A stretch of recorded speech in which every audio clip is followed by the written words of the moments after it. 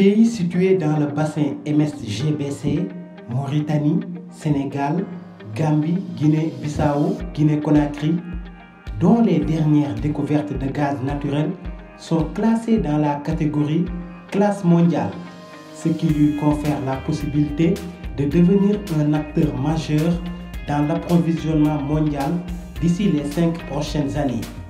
La croissance tirée de l'exploitation de ces gisements devrait à terme améliorer l'environnement économique et financier national.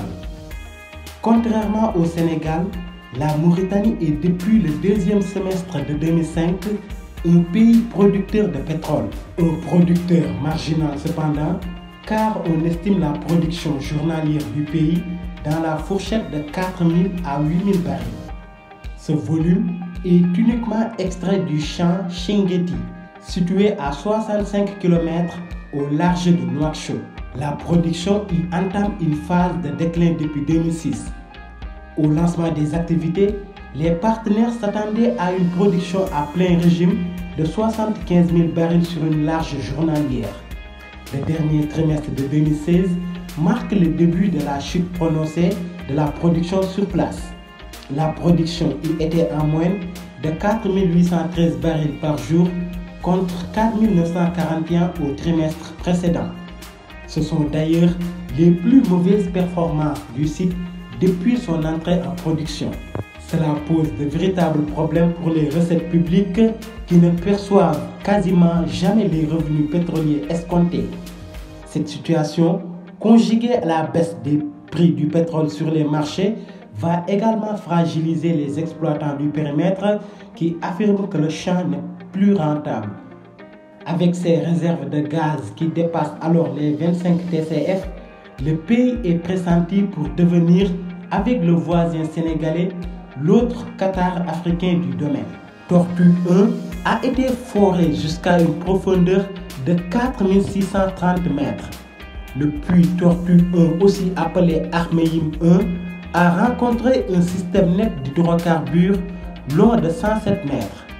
Cela fait d'office de Tortue la plus grande découverte de gaz au large de l'Afrique de l'Ouest. Cosmos Energy détient 60% sur les zones de contrat de partage de production des blocs contigus C8, C12 et C13. Le deuxième périmètre de classe mondiale du pays est Marsouin 1. Il représente la deuxième plus importante découverte de gaz de Cosmos Energy dans le pays. Les découvertes de gaz réalisées dans la large structure géologique Grand Tortue sont estimées à ce jour à plus de 50 TCF de gaz. Le puits Ahmeyim 2, situé à environ 5 km au nord-ouest dans les côtes de Nouakchott et 200 mètres en aval pendage du puits Tortue 1 dans le complexe Grand Tortue, est la troisième plus importante découverte du pays. Les découvertes de gaz réalisées dans la large structure géologique Grand Tortue sont estimées à ce jour à plus de 50 TCF de gaz. Mais les géologues de Cosmos Energy laissent entendre que les réserves pourraient contenir jusqu'à 100 TCF de gaz.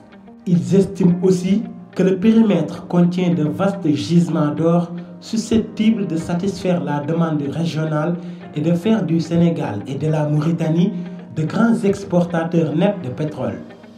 Étant donné que le Sénégal et la Mauritanie enregistrent à leurs frontières maritimes d'importantes découvertes de gaz naturel, ils ont décidé en avril 2016 de développer ensemble les ressources gazières du complexe Grand Tortue situé à cheval sur leurs frontières maritimes.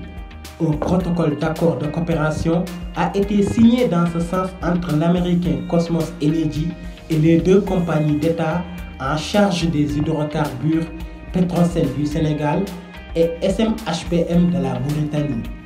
Les bénéfices seront partagés de façon équitable entre les deux parties. D'ailleurs, Cosmos a expliqué que le gaz extrait permettra de produire du gaz naturel liquéfié pour les marchés émergents, dont principalement ceux de l'Asie. Le projet devrait démarrer entre 2022 et 2023. BP et Cosmos, qui pilotent le projet, compte en effet adopter une approche par étapes et à petite échelle pour assister le développement de ces ressources. Par ailleurs, Cosmos a effectué une analyse qui suggère que sur une période de 30 ans, cette première phase contribuera pour 30 milliards de dollars au PIB des deux pays. Cosmos Energy a dit espérer atteindre au terme de cette seconde phase un minimum de 50 TCF de gaz naturel.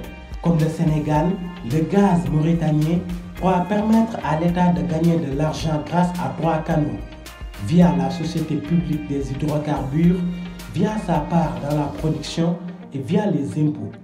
En 2006, au démarrage de sa production pétrolière, le pays s'est doté d'un fonds souverain dénommé le Fonds national des revenus des hydrocarbures qui a une valeur de 300 millions de dollars.